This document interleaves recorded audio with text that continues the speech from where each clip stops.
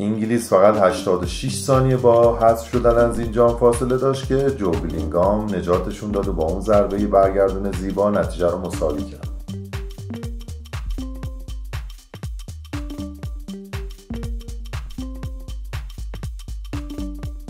نکته‌ای که وجود داشت این که انگلیسی‌ها در این جام و در این بازی به خصوص در نیمه اول تیم خیلی خوب و سرحالی نشون ندادن و در همون دقایق اولیه بازی اسلواکیا 4 تا موقعیت رو داشتن که این نشون میده که انگلیس تیم آسیب پذیریه و حتی بین دو نیمه تیم ملی انگلیس در گلزنکرشن هو شد و نیمه دوم کمی بهتر شدن و دیدیم که حتی فیل فودن تونست یک گل رو به ثمر برسونه که تقریبا میلیمتری آفساید بود. البته یک جاهایی هم شانس آوردن، مثل اون پاسی رو که از یک ضربه ایستگاهی کوتاه، یک پاس کوتاه رو جو بیلینگام به جان استونز اومد بده و حواسش نبود و استرلک یک شوتری رو از راه دور زد که با اختلاف کمی جردن پیکفورد اومده بود بیرون، با اختلاف کمی از کنار دروازه به بیرون رفت. اینجا ترکیب اولیه دو تیم رو میبینید، 4-2-3 که انگلیس در برابر 4-1-4-1 اسلواکی. انگلیسی‌ها بیشتر سعی می‌کردن از سمت راست حمله کنن، بازی سازی کنن.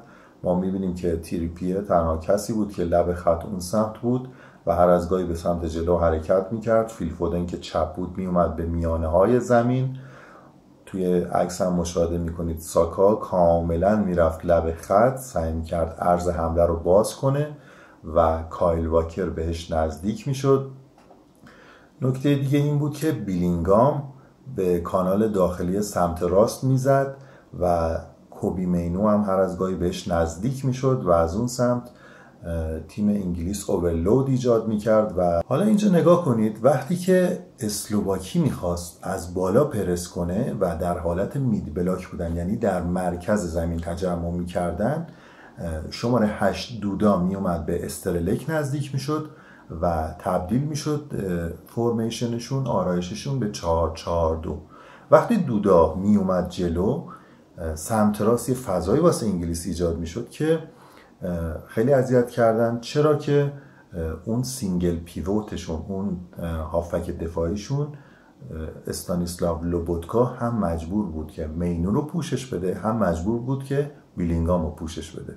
دوستان اینجا میبینیم که هر موقع هم اسلواکی توپ رو در اختیار داشت، دو تا کار رو خیلی خوب انجام میدادن. یکی این بود که سعی میکردن یک سری پاسای کوتاه با هم رد و بدل کنن در یک سوم دفاعی، تیم ملی انگلیس رو جلو بکشن، فودن، ساکا و بقیه بازیکنان رو، و از فضای پشت مینو و دکلن رایس حد اکثر استفاده رو ببرن. روش دومی هم که داشتن این بود که بیشتر سعی میکردن به سمت راست انگلیس ضربه بزنن.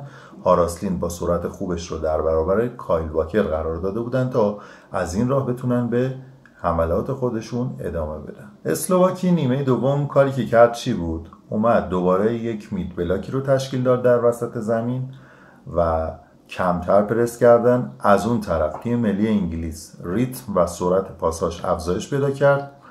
بیلینگام سعی میکرد بزنه در فضایی که اینجا میبینید بین ساکا و کین و حتی یک جایی جلوتر از اونا قرار میگرفت و این باعث شده بود که سمت چپ اسلواکی آسیب پذیر بشه. اسلواکی اومد اونجا اوورلود ایجاد کرد، سعی کرد اون فضا رو ببنده و در نهایت انگلیسی‌ها در مواردی تونستن توپ رو به فضای مخالف ببرن و حتی یه گل رو هم به ثمر رسوندن که دیدیم آفساید بود. حالا ساوتگیت اومد چیکار کرد؟ ساوتگیت وقتی که تریپیر مصدوم شد به ساکا گفت که برو سمت چپ و کول پالمر اومد سمت راست. هر دو هم لب خط قرار می گرفتن و سعی می کردن از این طریق عرض حمله رو افزایش بدن و بلاک اسلواکی رو بشکنن.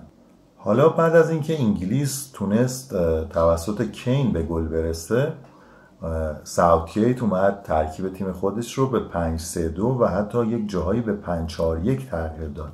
اینجا می‌بینیم که تونی اومد کنار کین قرار می‌گرفت، دکلن رایس، بیلینگام و پالمر هم اون سه نفر مرکزی زمین رو تشکیل میدادن، سعی میکردن کانال‌های میانی رو ببندن و در دفاع هم دیدیم که عرض تیمشون رو زیاد کردن و 5 نفر رو اونجا قرار دادن.